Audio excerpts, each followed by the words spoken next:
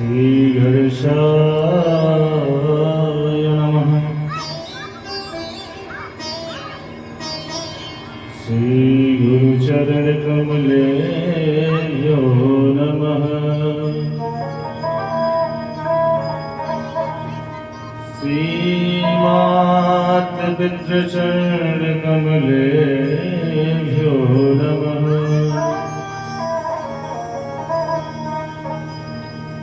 गुरुर्ब्रह्मा गुरुर्विष्णु गुरुर्देवो महेश्वर गुरुर्साक्षात् परब्रह्म तस्मै श्री गुरुवे नमः।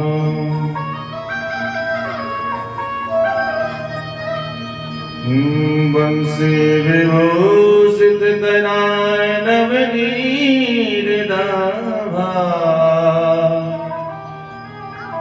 पीतांबरा गरुड़बिंब फलाधरुष्टा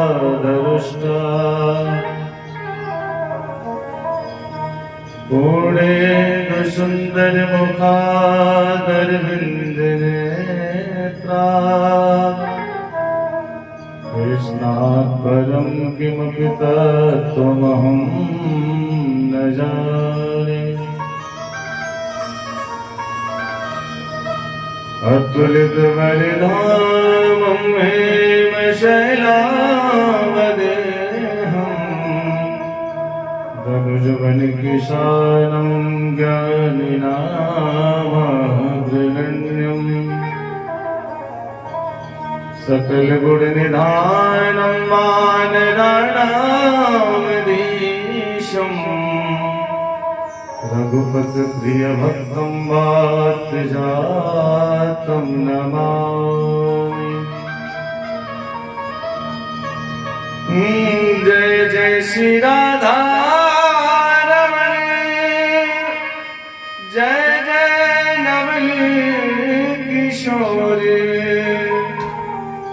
जय गोपी चित चोर प्रभु जय जय माखन चोर जय जय माखन चोर। बोल राधे राधे सरकार की बोल भक्तवत्सल भगवान की बोल भक्त और भगवान की बोल अपने अपने सदगुरुदेव भगवान की जय जय श्री राधे।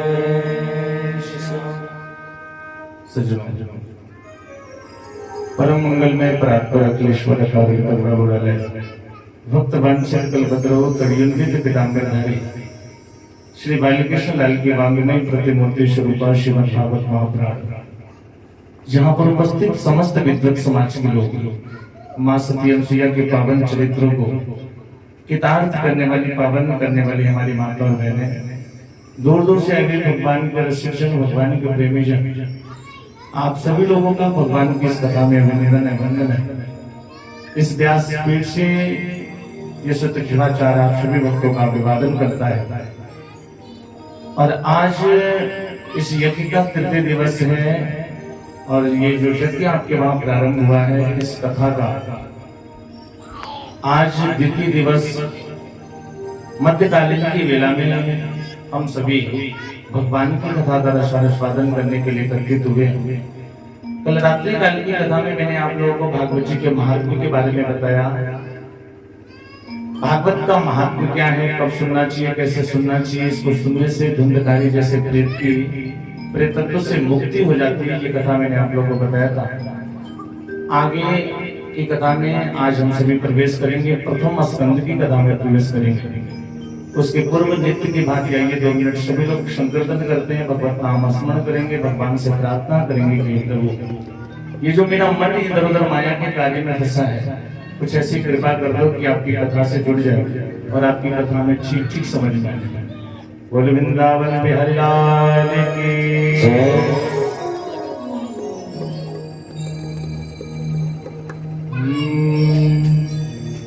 रघुपति राघव राजा राम पतित पावन सीताराम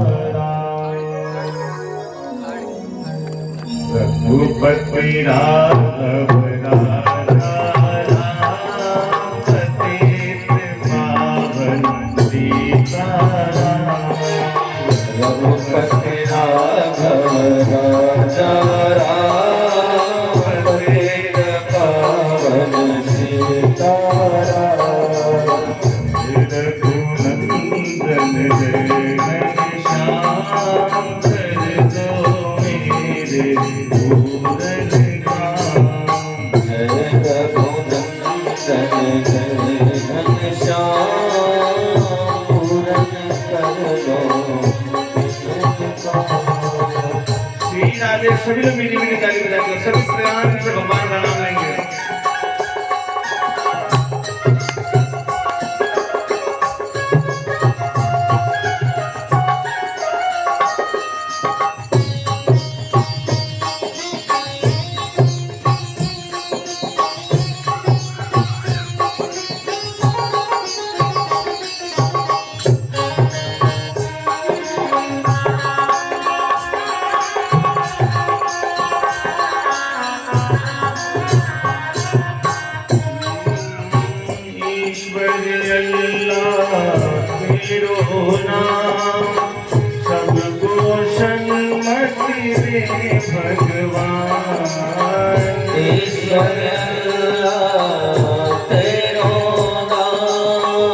सबको सन्मति दे भगवान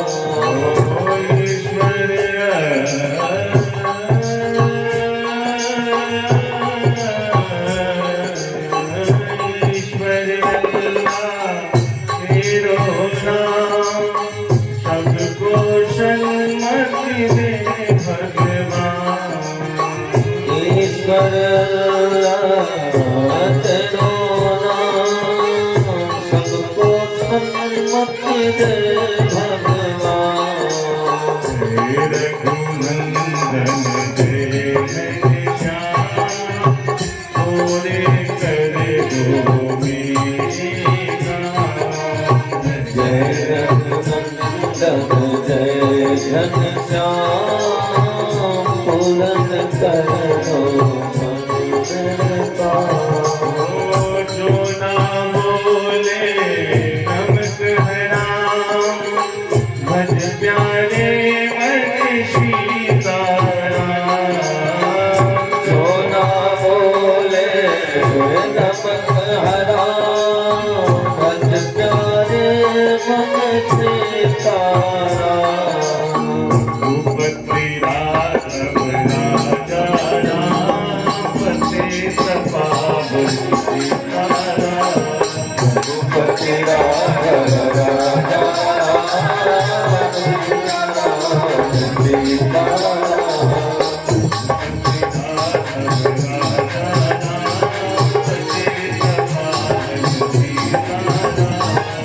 रघुपति राघव राजा पतित पावन सीताराम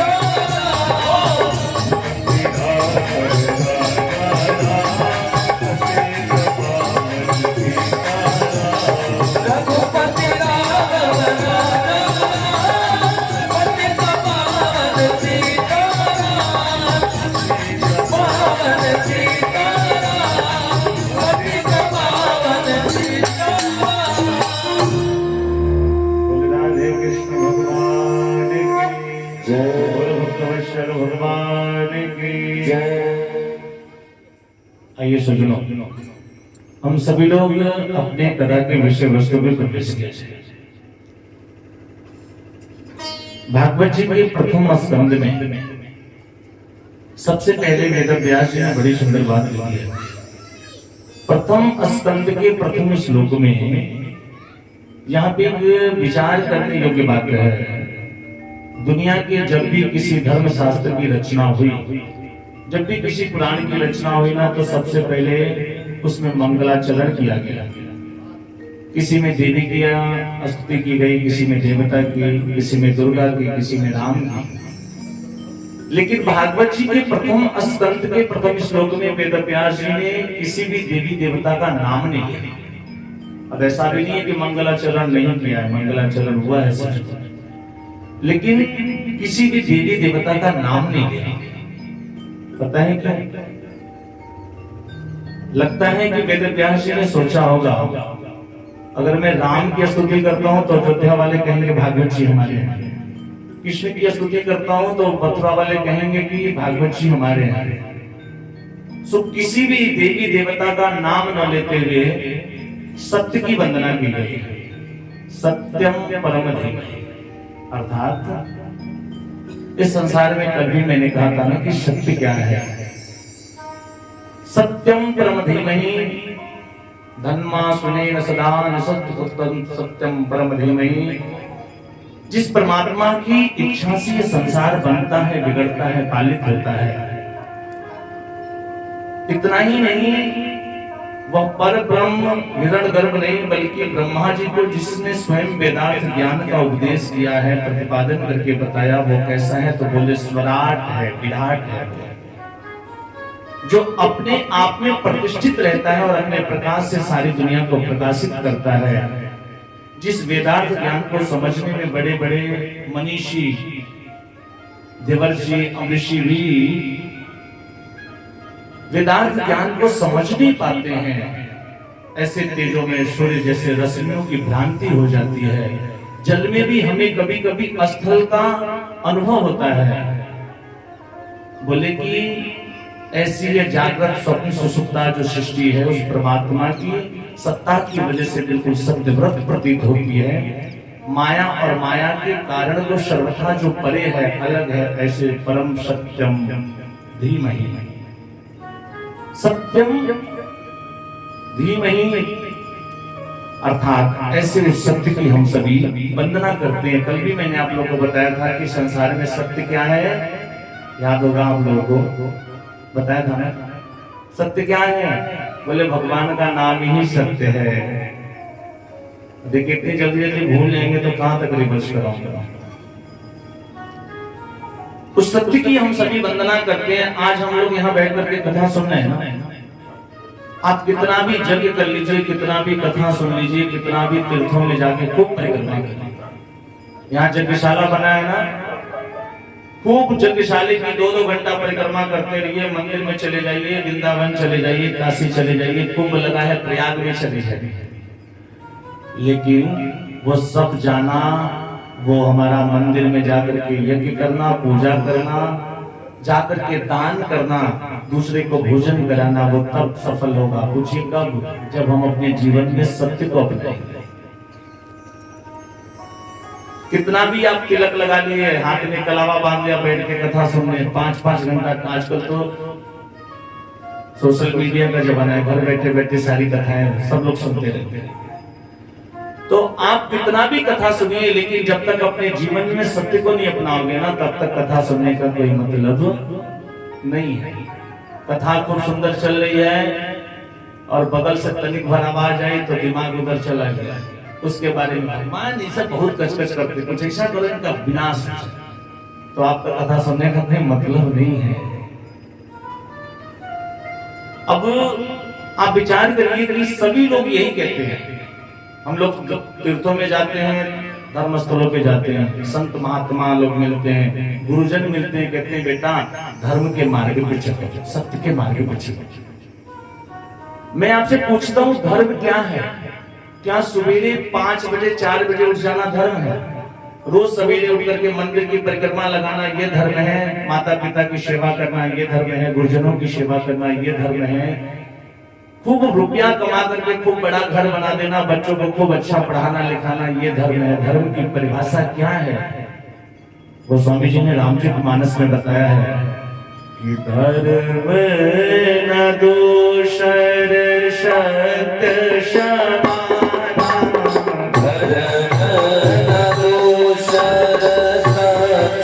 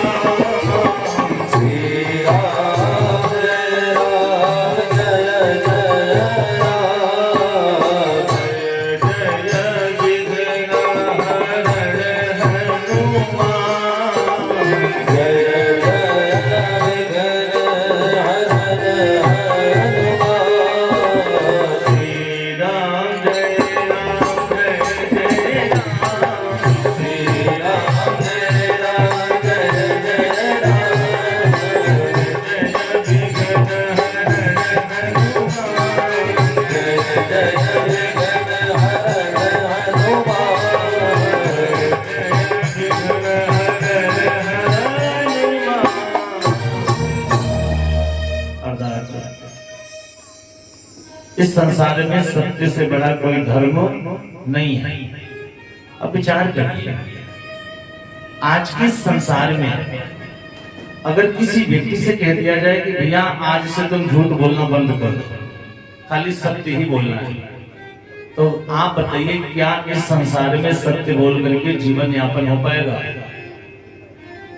अगर कह दिया जाए केवल सत्य बोलना है, कल से आपको झूठ नहीं बोलना है, ऐसा संभव है? एक भक्त ने कहा, इसका आवाज बढ़वाइए बैलूम। एक भक्त ने मुझसे कहा कि महाराज, इस संसार को जिसने बनाया है उसी व्यक्ति ने दिन भी बनाया, रात भी बनाया, स्त्री को भी उसी ने बनाया, पुरुष को भी उसी ने बनाया। कौन बनाया है? भगवान ने बनाया। उसी भगवान ने सत्य को बनाया। सत्य को कौन बनाया है? उसको भी भगवान ने बनाया। और जिस भगवान ने सत्य को बनाया ना, उसी ने झूठ को भी बनाया। झूठ को बनाने हम थोड़ी गए थे। थोड़ा मीट कम करिए बेटा, आवाज में से मारे मीट कम करिए, थोड़ा सा बेस खोलिए उसमें, और हल्का सा इको कम करिए, बहुत ज्यादा हो गया। ठीक है, ठीक है। बोले कि जिसने सत्य को बनाया ना, उसी ने झूठ को भी बनाया। झूठ हम थोड़ी बनाने गए।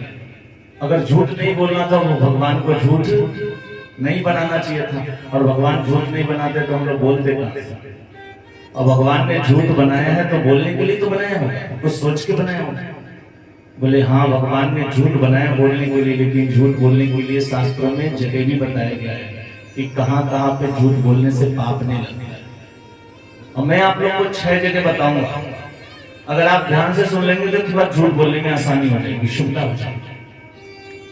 पहला, स्त्री वानर विवाह। अगर आपको झूठ बोलने का मन करेगा तो अपनी पत्नी से झूठ बोलिए। शास्त्रों में बताया गया है अपनी पत्नी से झूठ बोलने में कोई पाप नहीं लगता। अब ये जो माता जी लोग हैं कहेंगे कि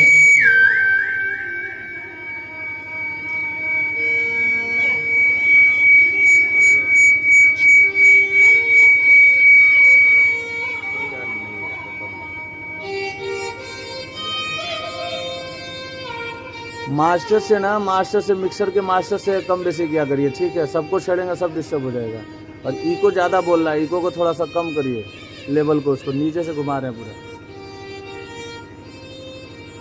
हरिओम, श्री राधे, जय श्री राधे, जय श्री श्याम। थोड़ा सा बेस डालिए ना भाई, हल्का सा। मीट बार बार कह रहा हूँ कि मीट को कम करिए, टेबल को कम करके रखिए। हरिओम, श्री राधे। बोले कि उसी भगवान ने सत्य बनाया, उसी ने झूठ भी बनाया। झूठ बोलने के लिए हम लोग चर्चा कर रहे थे ना, स्त्री व नर विवाह, अपनी पत्नी से झूठ बोलने में पाप नहीं लगता। अब ये माता जी लोग कहेंगे कि पहले का कम झूठ बोलते थे, बाबा जी और सिखा रहे हैं झूठ बोलने के लिए। रहते थे गोरखपुर, बताते थे बस सिकरीगंज में है, अभी आ गया। लेकिन मैं बिल्कुल सत्य कह रहा हूं। ऐसा इसलिए बताया गया है कि माताओं के अंदर एक ऐसी जठराग्नि होती है, अगर उनको कोई बात आप बता दीजिए और उनसे कह दीजिए कि देखो मैं सिर्फ तुमको बता रहा हूं, ये बात किसी से कहना मत, सो 1 हफ्ते के बाद वो बात पूरे मोहल्ले को पता चलेगा। और जब तक बताएंगे नहीं ना, भोजन भी हजम नहीं होगा। वैसे मैं आप लोग की बात नहीं कर रहा हूं, यहाँ की माता जी लोग बहुत अच्छी हैं। ये लखनऊ के आगे वाली जो होते हैं ना, ये लोग बड़े गड़बड़ होते हैं। नर्म विवाहेषु, आपके झूठ बोलने से किसी कन्या का विवाह हो जाए। मान लीजिए किसी लड़की की शादी तय हो गई और लड़का वाला आपको जानता है, लड़की आपके गांव की, उसने फोन कर दिया, भाई देखो आपके गांव से रिश्ता आया था, लड़की कैसी? वो लड़की बिल्कुल तावी की तरह गोरी हो। कैसी? तावी की तरह गोरी हो, फिर भी कह दीजिए चंद्रमा की तरह। खूब झगड़ालू हो, रोज अपने माता पिता से झगड़ा करते हो, कह दीजिए बड़ी सुशील है। आपके झूठ बोलने से अगर किसी का विवाह हो जाए, किसी का घर बस जाता है, तो वो झूठ नहीं होता है, सच। आपकी झूठी गवाही देने से अगर किसी गाय की हत्या होने से बच जाए, तो वो भी झूठ नहीं होता है।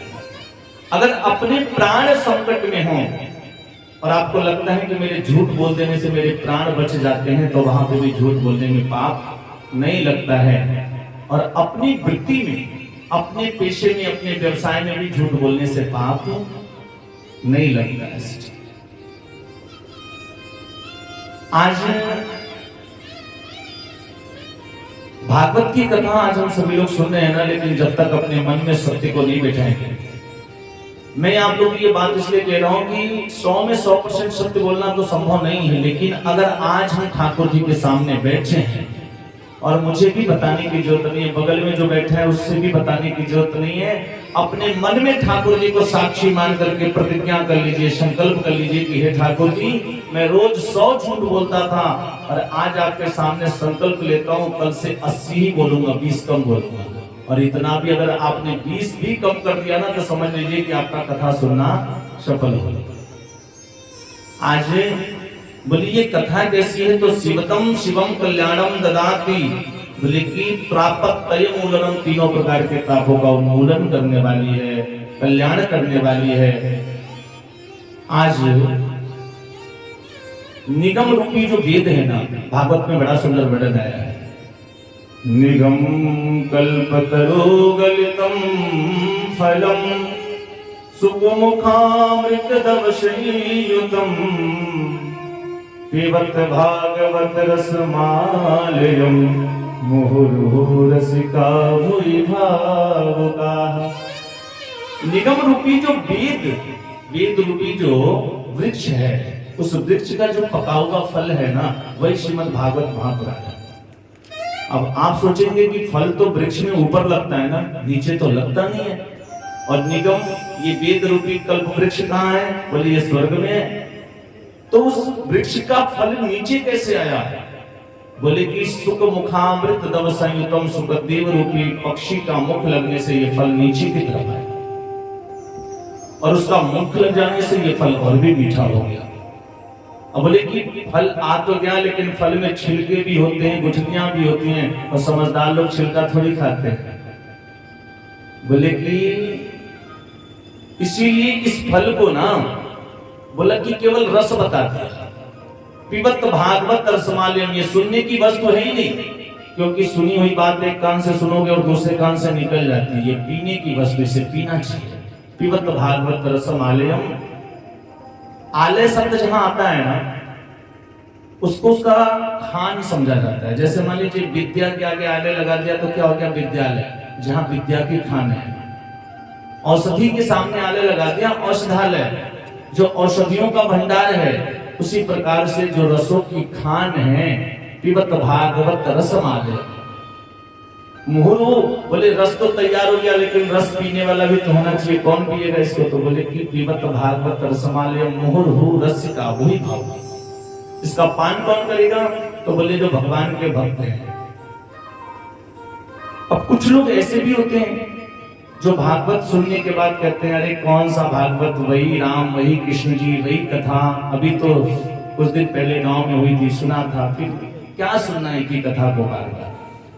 तो गोस्वामी जी कहते हैं कि राम कथा सुनते ढाही, रस विशेष जाना दीने नाही।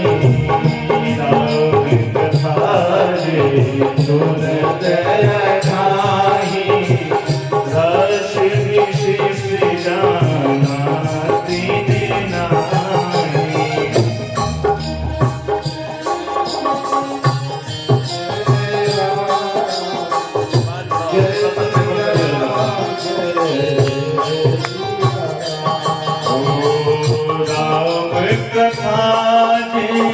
सुनते ढाही, राम कथा सुनते ढाही, रस विशेष जाना दीने नाही। रस विशेष जाना जिन हरि कथा सुनी नहीं काना, जिन हरि कथा सुनी नहीं काना, श्रवण नंद कहि भवन समाया। श्रवण नंद कहि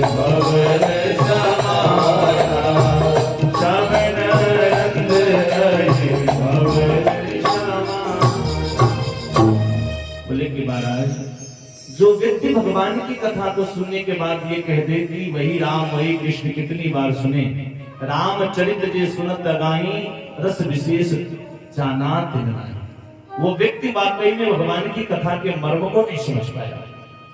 ये नित्य नूतन है, जितनी बार सुनोगे ना उतनी बार कुछ ना कुछ आपको नया मिलेगा। इसमें से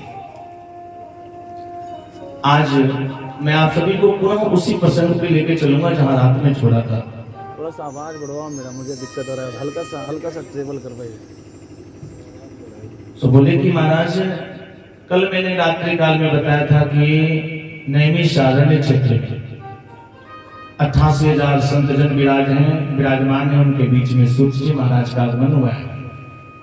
आज पुनः उन संतों ने सूत जी महाराज से हाथ जोड़ करके निवेदन किया कि महाराज आप वेद वेदांतों के ज्ञाता हो, शास्त्रों के ज्ञाता हो, और आज हम आपसे 1 2 नहीं बल्कि 6 प्रश्न करना चाहते हैं और आप हमारे 6 प्रश्नों का उत्तर दीजिए। और ध्यान से सुनेंगे सज्जनों, इन्हीं 6 प्रश्नों पे संपूर्ण भागवत की कथा आधारित है। पहला प्रश्न किया है कि मानव के लिए परम धर्म क्या है। दूसरा प्रश्न किया, जब हम लोग मंदिर में जाते हैं तो कोई लोग कहते हैं हनुमान जी सबसे बड़े हैं, कोई कहता है कि राम जी बड़े हैं, कोई कहता है शंकर जी बड़े हैं, कोई कहता है दुर्गा मैया बड़ी है, सो कौन सा देवता बड़ा है, हमें किसकी शरण में जाना चाहिए। तीसरा प्रश्न किया कि वेद में परमात्मा का नाम अजन्मा है। अजन्मा का मतलब होता है औ मने नहीं जन्मा मने जन्म, जिसका कभी जन्म ना हो। यदि भगवान अजन्मा है तो वो दशरथ का पुत्र राम कैसे हो गया? यदि भगवान का जन्म नहीं होता तो वो देवकी का पुत्र कृष्ण कैसे बना? चौथा प्रश्न किया कि भगवान के कुल कितने अवतार हैं। कोई लोग कहते हैं भगवान के 12 अवतार हैं, कोई कहता है 24 अवतार हैं, कोई कहता है हरि अनंत हरि कथा अनंता। तो आप हमें बताएं कि भगवान के कुल कितने अवतार हैं। कितने प्रश्न हो गए सज्जनों? 4 प्रश्न हो गए। 5वां प्रश्न किया बोले कि वक्ता वो श्रेष्ठ नहीं जो छोटी सी बात को बहुत बड़ा बना करके बोले, बल्कि वक्ता वो श्रेष्ठ होता है जो बड़ी बात को भी छोटा बना करके कहते, अर्थात गागर में सागर भर दिया जाए। सो इसलिए हे सूत जी महाराज, आप शास्त्रों के ज्ञाता हो, जो शास्त्रों का सार तत्व है, कृपा करके सिर्फ हमें वो बताने की कृपा करें। 6वां और अंतिम प्रश्न किया, भगवान जब अपनी लीला को करने के लिए इस धराधाम पे अवतार लेकर के आए थे, उस समय गोविंद ने कहा था कि हम पृथ्वी का भार उतारेंगे, और स्वयं भगवान ने गीता में भी कहा है कि धर्म संस्थापनार्थाय संभवामि युगे युगे। जब जब इस पृथ्वी पे भार बढ़ेगा, मैं इस पृथ्वी का भार उतारने के लिए, धर्म की स्थापना करने के लिए अवतार लेकर के आऊंगा। सो आप बताइए कि जिस समय भगवान अपनी लीला को संपन्न करके यहां से इस धराधाम को छोड़ करके चले गए, उस समय ये धर्म अकेला पड़ गया था, और उस समय ये धर्म किसकी शरण में गया।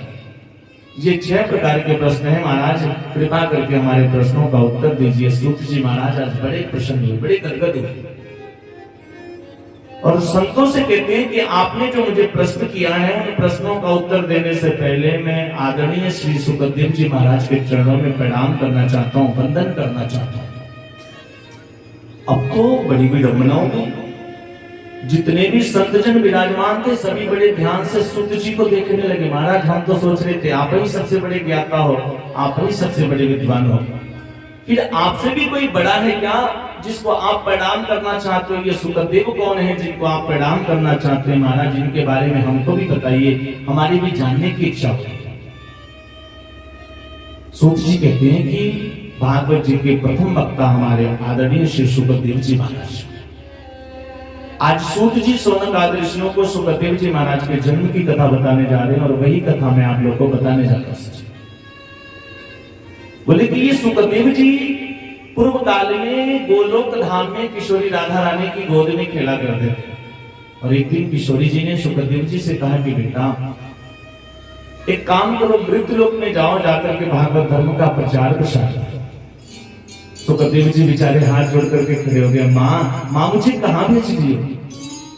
मैंने सुना है कि मृत्यु लोक में भगवान विष्णु की माया रहती है, और यदि मैं चला गया वहां पे तो मेरे ऊपर भी माया का प्रभाव हो जाएगा। मैं जो रोज आपका 2-4-10 माला जप करता हूं सब छूट जाएगा।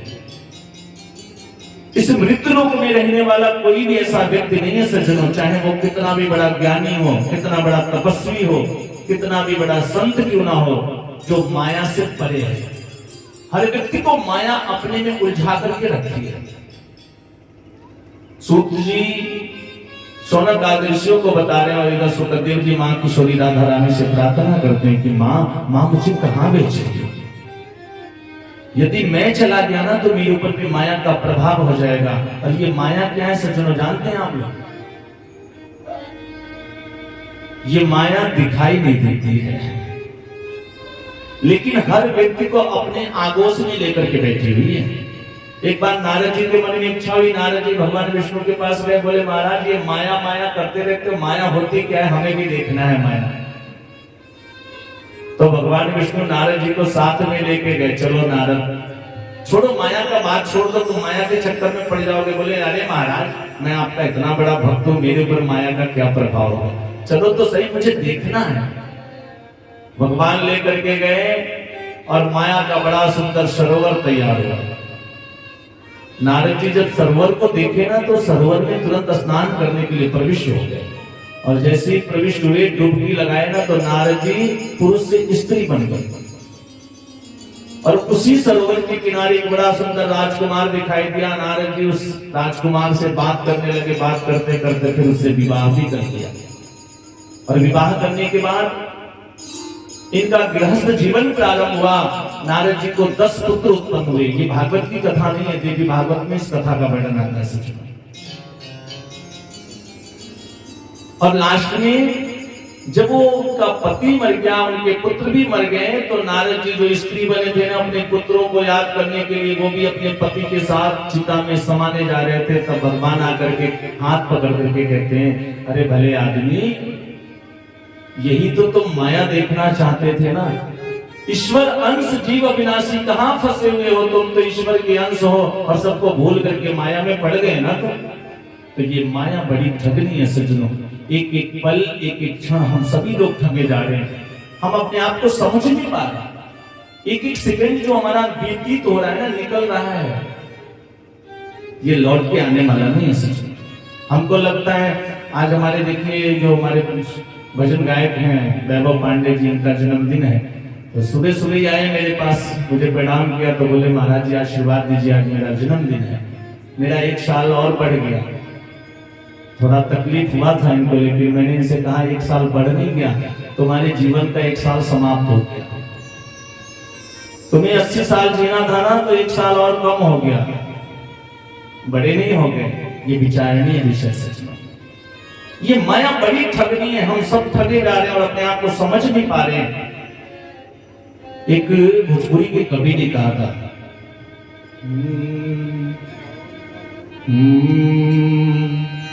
कौन ठगवा नगरिया लूटल है,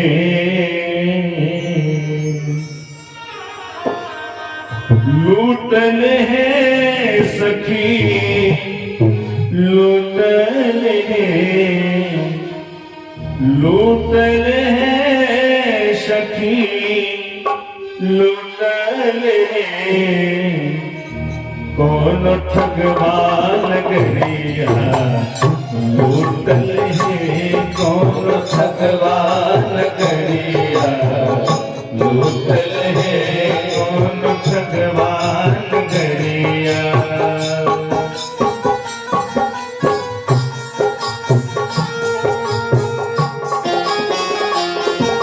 ठीक है, अब क्या बात है, बात समझ में आ रही तो सुन लो, मेरी भी निकालो है।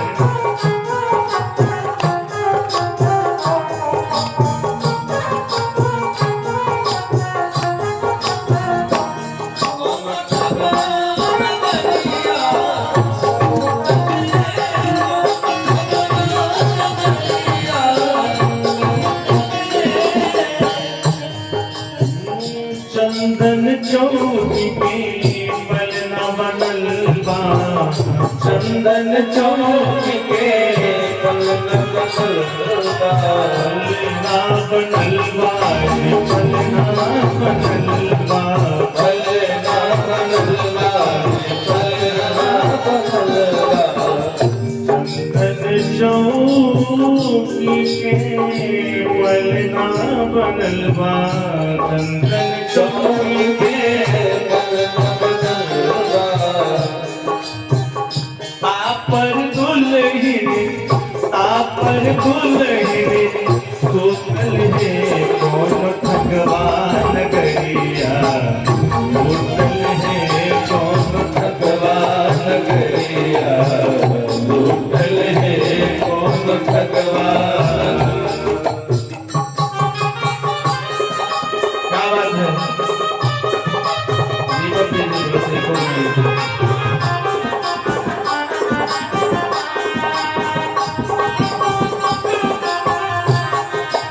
क्या बात है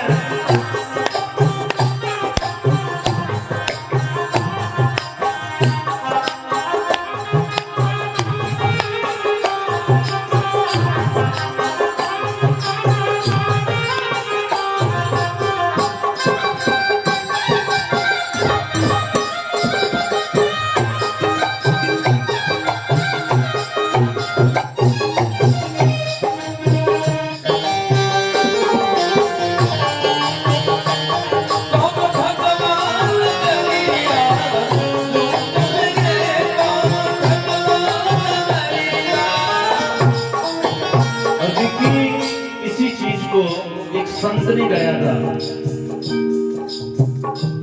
मोर हीरा हीरा के कचरे में मोर हीरा हीरा के कचरे में सखी कचरे में सखी कचरे में मोरा हीरा हीरा के कचरे में मोरा हीरा हीरा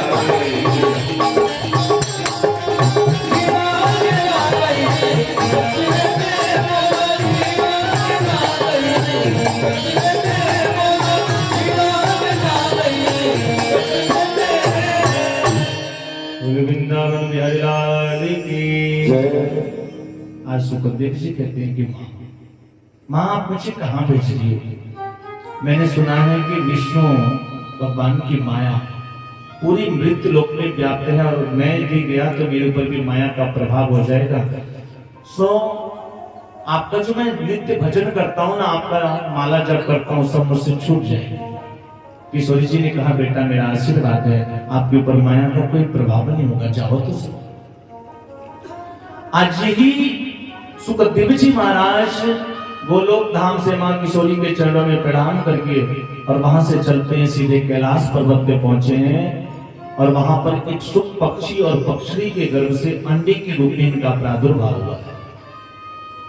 एक दिन की बात है सज्जनों, कैलाश पर्वत पे बड़ी जोर से बर्फीली हवाएं चल रही थी, लाल पीले बादल उमड़ रहे थे। उन्हें देख करके ये सुख पक्षी और पक्षी दोनों भयभीत थे। इनको लगा कि बहुत जोर से तूफान आने वाला है, कोई भयंकर तूफान आने वाला है। ये दोनों सुख पक्षी और पक्षी उस अंधे को निर्जीव समझ करके, बेकार समझ करके उसी कैलाश पर्वत पे छोड़ करके अपने प्राणों को बचाने के लिए कैलाश पर्वत से नीचे की तरफ भाग गए। कुछ देर के बाद तूफान शांत हो गया, पक्षी तो चले गए, लेकिन वो अंडा वहीं कैलाश पर्वत पे पड़ा रहा जिस अंडे में सुखदेव जी महाराज विराजमान है। काफी दिन व्यतीत हो गए, किसी को भी चिंता नहीं है कि सुखदेव जी का प्राकट्य कैसे हो। तब नारद जी महाराज को बड़ी चिंता हुई। और मैं आप लोग को नारद जी के नाम का मतलब बताऊं। नारद का अर्थ होता है नारम ज्ञानम ददाते इति, नारद जो ज्ञान को देता है वो नारद। ये यूं कह सकते हैं कि नारम अज्ञानम खंडित, नारद जो अज्ञान का खंडन कर दे वो नारद है। और हमारे गांव में अक्सर लोग आमतौर पे बातचीत करते हैं ना, तो कहते हैं कि जिसकी बात कभी रद्द ना होना वो नारद है। ये तो नारद जी के नाम का मतलब है, लेकिन नारद जी का अपना एक स्वभाव है। हर व्यक्ति का स्वभाव होता है ना, तो नारद जी का भी एक स्वभाव है। नारद जी का स्वभाव क्या है कि जहां रोज झगड़ा होता हो, आपस में रोज छोटा झटोल हो के नारद जी चल जाते, झगड़ा भइल बंद हो जाता। और जहां आपस में खूब प्रेम हो, लोग एक दूसरे के बिना रह ना पाते हो, वहां पे नारद जी चले जाए ना तो झगड़ा होना शुरू हो जाता है। आज भी लोग कहते हैं कौन नारद भेल बढ़ाने के बाद तुमने कही। नारद जी के मन में चिंता हुई। नारद जी ने सोचा क्या करूं, विचार करने लगे कि मेरी वजह से एक बार ब्रह्मा जी और उनकी पत्नी में खूब लड़ाई हुआ था, और मेरी वजह से एक बार भगवान विष्णु और लक्ष्मी जी में भी खूब झगड़ा हुआ, लेकिन आज तक भगवान भोलेनाथ और पार्वती मैया में कभी कोई झगड़ा नहीं हुआ है। तो चलो कुछ ऐसा करके आओ कि इन लोगों में भी झगड़ा शुरू हो जाए। और ऐसा विचार करके बेचारे नारद जी हाथ में बीड़ा लिए और बीड़ा बजाते हुए सीधे नारायण नारायण का स्मरण करते हुए कैलाश पर्वत की तरफ चल रहे हैं। नारायण नारायण श्रीमन नारायण नारायण नारायण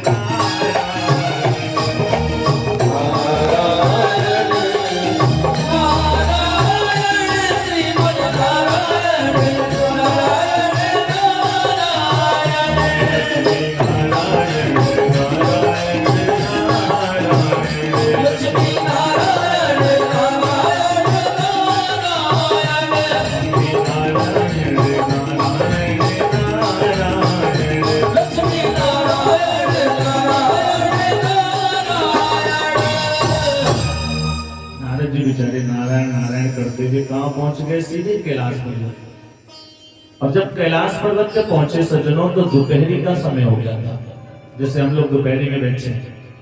भगवान भोलेनाथ अपनी समाधि में जाकर के दूर बैठे हुए थे, और कैलाश पर्वत पर केवल मियां पार्वती ही थी। नारद जी ने जैसे मियां को देखा, दौड़ करके गए, जाकर मियां को प्रणाम किया। माँ ने नारद जी को आशीर्वाद दिया, बेटा आओ आओ, बहुत दिन के बाद आए हो, कहाँ रहते हो, कुछ पता नहीं चलता है तुम्हारा। पहले तो बहुत जल्दी जल्दी आते थे, महीने में 1-2 चक्कर तो लग ही जाता था, इस बार तो बहुत दिन के बाद आए हो, कहाँ रहते हो, कुछ पता नहीं चलता है। ऐसा तो नहीं नारद तुमने कहीं पार्टी बदल दी हो। बोले माँ, ऐसा मुंह छोटा करके बोल रहे माँ से, माँ क्या बताऊं, इस संसार में कोई किसी से सत्य नहीं बोलता, हर व्यक्ति झूठ बोलता है, कोई किसी से सच्चा प्रेम नहीं करता, सभी दिखावा करते हैं। इसलिए मां कहीं आने जाने का मन नहीं करता है। अगर कोई व्यक्ति किसी व्यक्ति से 2 मिनट प्यार से बात करता है ना, तो समझ लो उसमें कोई ना कोई स्वार्थ जरूर छिपा होता है। कहते हैं ना कि सुर नर मुनि सब की यही रीति, स्वार्थ लागी करहि सब प्रीति। बिना स्वार्थ के तो कोई किसी से अच्छे से बात भी नहीं करता। मां, प्रेम सच्चा तो बहुत दूर की बात है, हर व्यक्ति दिखावा करता है। सामने जी हाँ जी, और पीछे से कहां से आ गए आज, इसको यहीं आना था। इसलिए मां, अब मैं कहीं आना जाना बंद कर दिया हूं, एक जगह बैठ के भगवान का भजन करता हूं। माँ ने जब ये बात सुना ना तो पार्वती मियाँ ने नारद जी से कहा कि बेटा दुनिया के लोगों की तो मुझे नहीं पता, लेकिन मेरे पति भगवान भोलेनाथ मुझसे कितना प्रेम करते हैं, इतना प्रेम करते हैं कि मैं तुम्हें शब्दों में बता नहीं सकती, वर्णन नहीं कर सकते। नारद जी सोचने लगे मैं झगड़ा कराने आया हूं, यहाँ प्रेम प्रसंग चल रहा है। नारद जी ने कहा कि माँ भगवान करे आप दोनों का प्रेम उत्तरोत्तर बढ़ता रहे माँ, लेकिन यदि कोई व्यक्ति किसी व्यक्ति से सच्चा प्रेम करता है तो प्रेम करने वाले व्यक्ति से कोई बात छुपाई नहीं जाती, उसको सब कुछ बताना चाहिए। नारद जी ने जब माँ से कहा ना तो माँ ने कहा बिल्कुल ठीक कहते बेटा, मेरे पति भगवान भोलेनाथ मुझसे कुछ भी छुपाते नहीं है, मुझे सब कुछ बताते हैं। यहां तक कि कान में जो मंत्र गुरु जी देते हैं ना, जिसको दीक्षा मंत्र कहते हैं, ये दीक्षा मंत्र किसी दूसरे को नहीं बताना चाहिए, मेरे पति मुझे वो भी बताते हैं। कुछ बजाइए ना। और अपनी साधना को, साधना समझते हैं ना हम लोग, जो दैनिक पूजा पाठ करते हैं, इसको गुप्त रखना चाहिए। बहुत सारे लोग तो ऐसे दिखाने के लिए बड़ा सा खुद बस्ता पसार कर बैठ जाते हैं।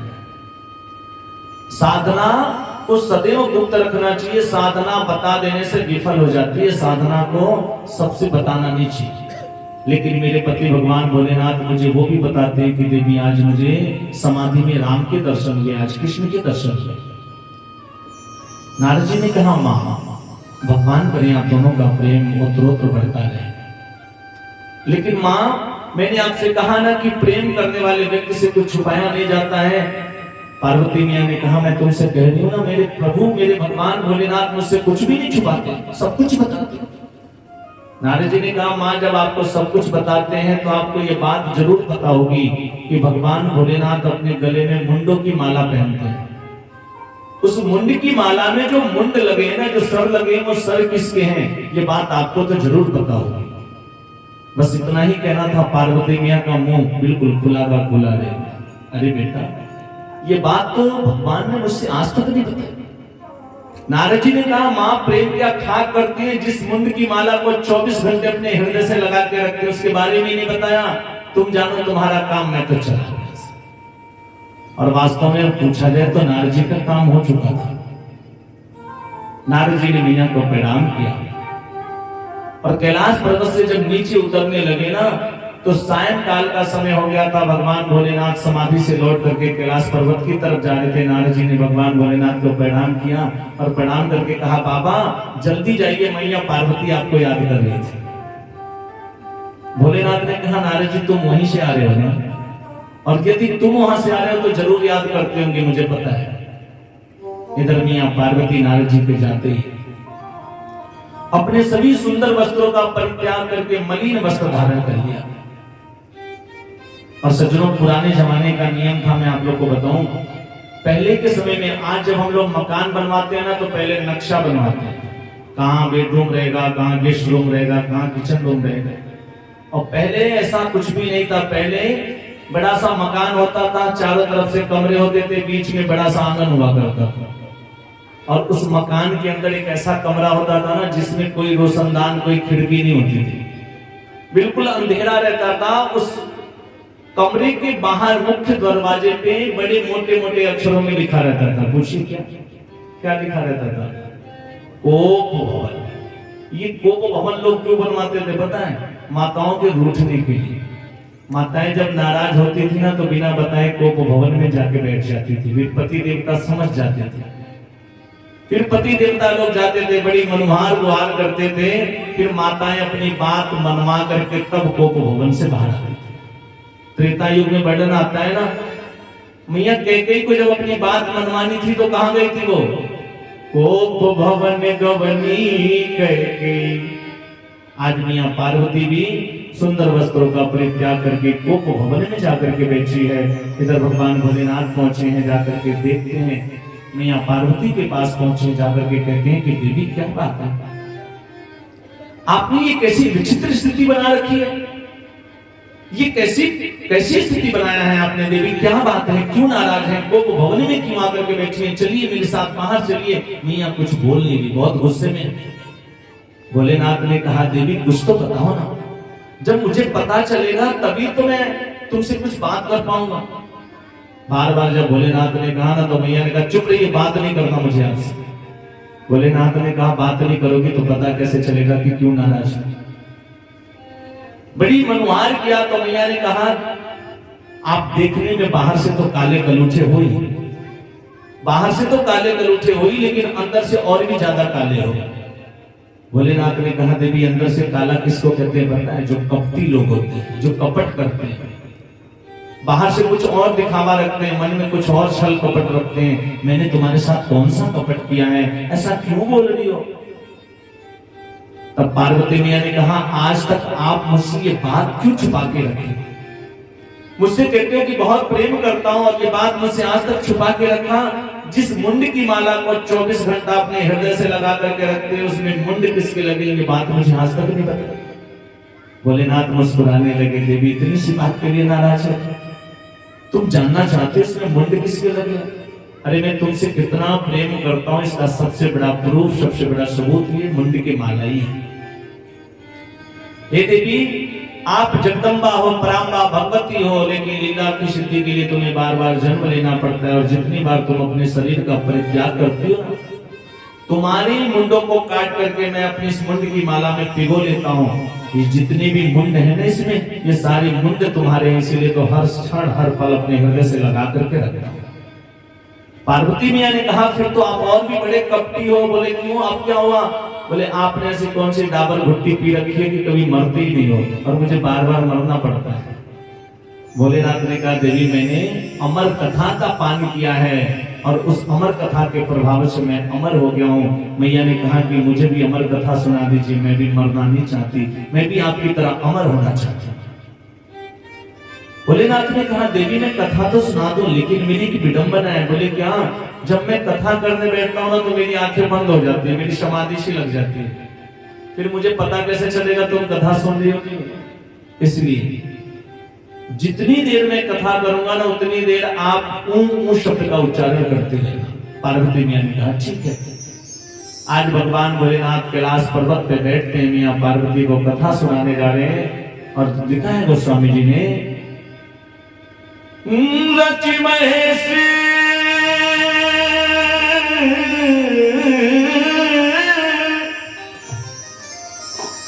रचि महेश्वरी निज मानस गाथा आयु समय उमा शंभाषा आयु समय उमा शंभाषा रचि महेश्वरी निज मानस गाथा रचि महेश्वरी निज मानस समय उमाशन भाषा आयु समय और रचि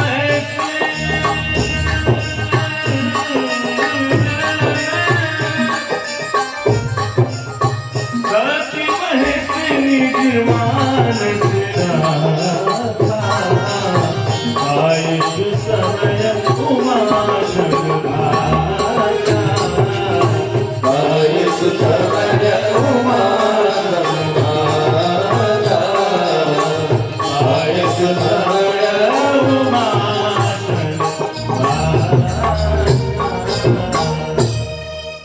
आज भगवान भोलेनाथ ने पार्वती को कथा सुनाने जा रहे हैं।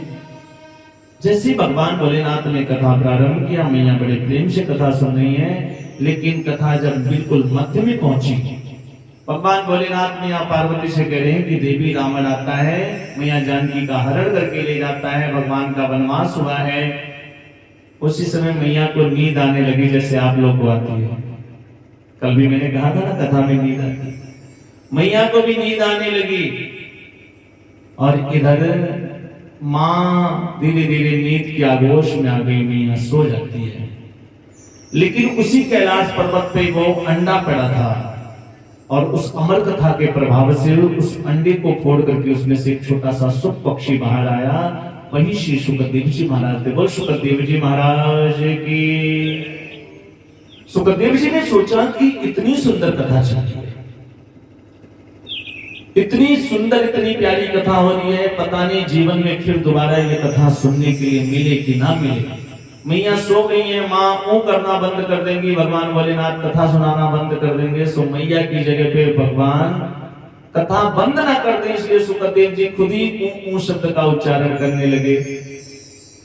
और सज्जनों, जब कथा बिल्कुल विराम हुई तो भगवान भोलेनाथ ने जोर से जयकारा लगाया, बोल वृंदावन बिहारी लाल की जय। और जैसे जोर से जयकारा लगाया ना तो मैया की नींद खुल गई।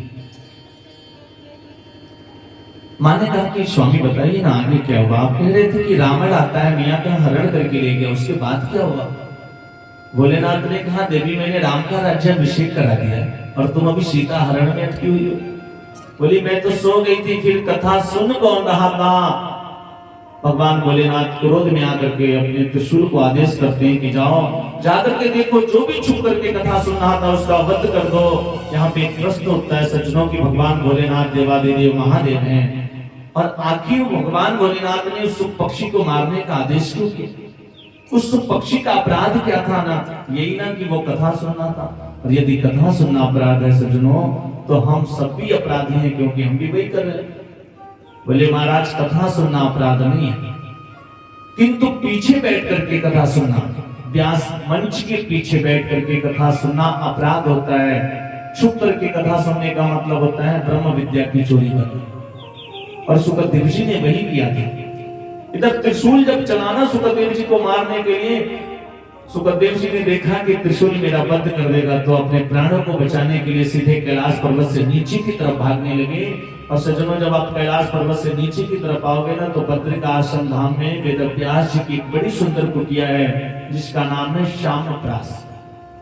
उस श्यामप्रास नामक कुटिया में वेदव्यास जी अपनी पत्नी के साथ निवास किया करते हैं। वेदव्यास जी को कोई संतान नहीं है। दोनों लोग बैठ करके आपस में बात कर रहे थे, इतने में उनकी पत्नी को बड़ी जोर से जमाई आई। जमाई समझ रहे हैं ना, जब किसी को जमाई आता है तो लोग क्या करते हैं, मुंह खोलते हैं कि बंद करते हैं? बड़ा सा मुंह खोलते। और जैसे मुंह खुलाना तो वो सुख पक्षी उड़ते उड़ते गया और उनके मुख के माध्यम से उनके गर्भ में जाकर के प्रवेश हो गया। इधर इस त्रिशूल ने सोचा कि यदि उस सुखदेव को, उस पक्षी को मारना है तो पहले इस ब्राह्मणी का, ऋषि पत्नी का वध करना पड़ेगा। और यदि मैंने ऋषि पत्नी का वध किया तो मुझे ब्रह्म हत्या लग जाएगी।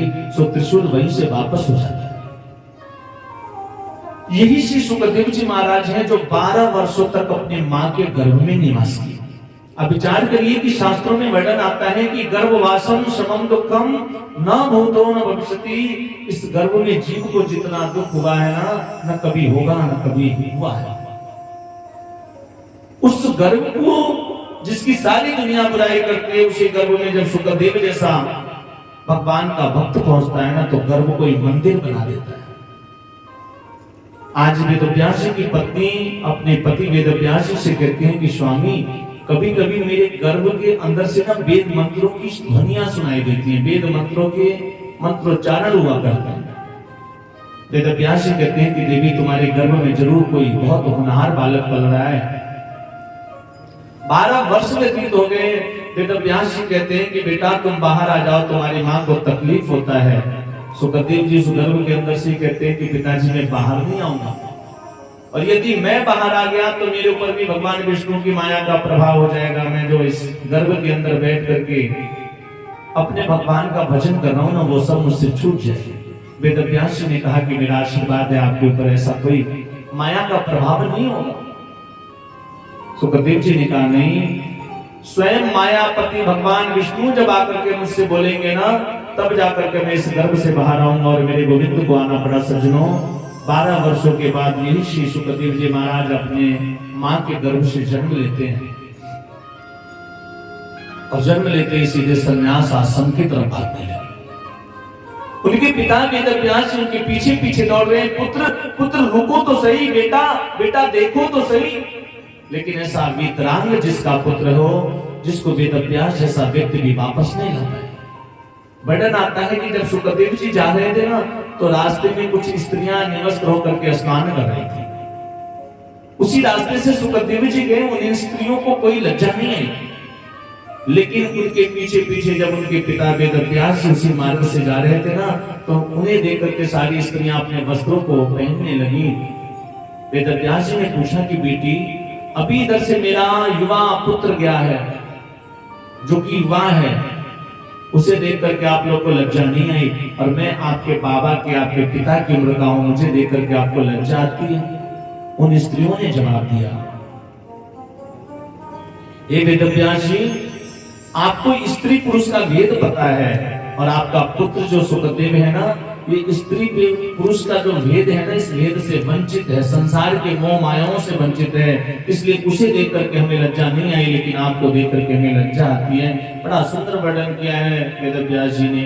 यम प्रवजन्तम अनुपेत में जगित्यम द्वैपायनो विरह कातुर्याजुआवः पुत्रेति तन्मयतया तवनो विनेदुः सर्वभूत हृदयं मुनिमानतोऽस्मि। आज आदरणीय वंदनीय श्री सुखदेव जी महाराज को हम सभी लोग प्रणाम करते हैं। ऐसे सुखदेव जी का पावन चरित्र। सुखदेव जी परम संत हैं सज्जनों, और संतों की सानिध्य जीवन को संवार देती है, संतों का चरित्र जीवन को संवार देता है। कल भी मैंने कहा था कि यदि संत कृपा कर दे जीवन में ना, तो परमात्मा को विवश होकर के उस व्यक्ति के ऊपर कृपा करनी पड़ती है। तो कभी भी अगर कोई संत मिले, संत का मतलब लाल पीले कपड़े का नाम संत नहीं होता। सच में संत की परिभाषा बताई गई है कि संत हृदय नवनीत समाना। संत का हृदय कैसा होता है? नवनीत। जब हम लोग दही को मथते हैं ना माताएं, जब दही को मथती है ना, तो जो उसमें से पहले क्या बोलते, क्या निकलता है उसमें से? मक्खन जो निकलता है, बिल्कुल उसको अभी खर नहीं किया गया रहता है, वो कितना मुलायम रहता है, वैसा हृदय होता है संतों का। उसके अंदर कभी अपने पराये का भेद नहीं होता, वो संत है। ये संत नहीं है कि ये मेरा बेटा है। एक बार की बात है, मैं आप लोग को बताऊं, आज तो चेले जो है ना, वो संत लोग से भी ज्यादा आगे बढ़ गए। ऐसी कुंभ लगा था, जैसे अभी लगा है ना कुंभ, तो मैं अभी कुंभ की बात नहीं कर रहा हूं, पीछे कुंभ की बात कर रहा हूं। एक गुरुजी थे, गुरुजी कुंभ में स्नान करने जाने के लिए तैयार हुए थे। चेला बोला कि गुरुजी हम चल। संजोग से जो चेला रहे ना, वो एक यादव जी रहे। गुरुजी से कहने कि तू जाकर नहा के पुण्य के भागी हो जाए, हम पिछवा जाए, हम चलब सतवे, हम के दिया चले गुरुजी, हम पुण्य करब, हम नहा के दान पुण्य करब, हम धर्मात्मा बनब। गुरुजी कहले चला ठीक बा, ना मन बताई, झोला पकड़ा, हमार झोला वाला देने साथ लेके चल गए। चिलवा बड़ा होशियार है, कलश गुरुजी कुंभ में जाकर लेना है, कुछ रुपया पैसा धैले माने कि ऐसे फ्री फंड वाला व्यवस्था। कहले हम लोग संत आदमी हैं, हमें पैसे की क्या आवश्यकता है, ट्रेन में टिकट लगना नहीं है, वहां जाएंगे तो तमाम अन्न क्षेत्र चल रहा है, कहीं ना कहीं भोजन मिलेगा ही, तो पैसे की क्या जरूरत है, जाकर के स्नान करके चले जाना। दोनों लोग चल दिया। लोग जैसे नदी के किनारे पहुंचल तो ही जाए वो बोर्ड लगल है, बोर्डवा पे लिखल है कि डूबने वाले को बचाने वाले को, डूबने वाले व्यक्ति को बचाने वाले को 5,000 रुपया इनाम दिया जाए। गुरुजी जब बोर्ड पढ़ते कहीं चला, रुका रुका रुका, पैसा की व्यवस्था हो गई। कहले वो कैसे? कहले देखो का लिखल है, डूबते हुए व्यक्ति को बचाने वाले व्यक्ति को 5,000 रुपया इनाम दिया जाए। कहले सेकर मतलब गुरुजी कहले सुना, हम पहले कूदब, हम जानबूझ के डूबे लागल, आ तू ओकरे बाद कूद के ही हमके बचा लिया, 5,000 में नहीं कौन तक पैसा। गुरुजी तुरंत नदी में छलांग लगा दिए और जाकर के जानबूझ के डूबने लगे। चिल्लाए रहे बचाओ बचाओ बचाओ। चेला पानी में खड़ा रहा, लेकिन गुरुजी को बचाने नहीं दिया। गुरुजी कहले अरे मर जाए तब अइबे बचावे। कलश गुरुजी रुक जाइए, कहले 5000 रुपया हाथ से निकला था, जल्दी बचाओ हमें। कहले गुरुजी रुक जाए थोड़ी देर और, मर जाए रहोगे पहले। कहले काहे? कहले आप अगवे वाला बोर्डवा पढ़नी है, पिछवा गौरी बोर्ड लगल बहु नहीं पढ़नी। कहले वो बोर्डवा पे का लिखल है? वो बोर्डवा पे चलवा देखोलस, देखी हो पर लिखल बा कि मर जाने के बाद लाश को ढूंढ के निकालने वाले को 10,000 रुपया इनाम मिलेगा। तरुरे 5,000 के चक्कर में बानी, हम 10,000 के चक्कर में बानी। बोल वृंदावन बिहारी लाल की जय।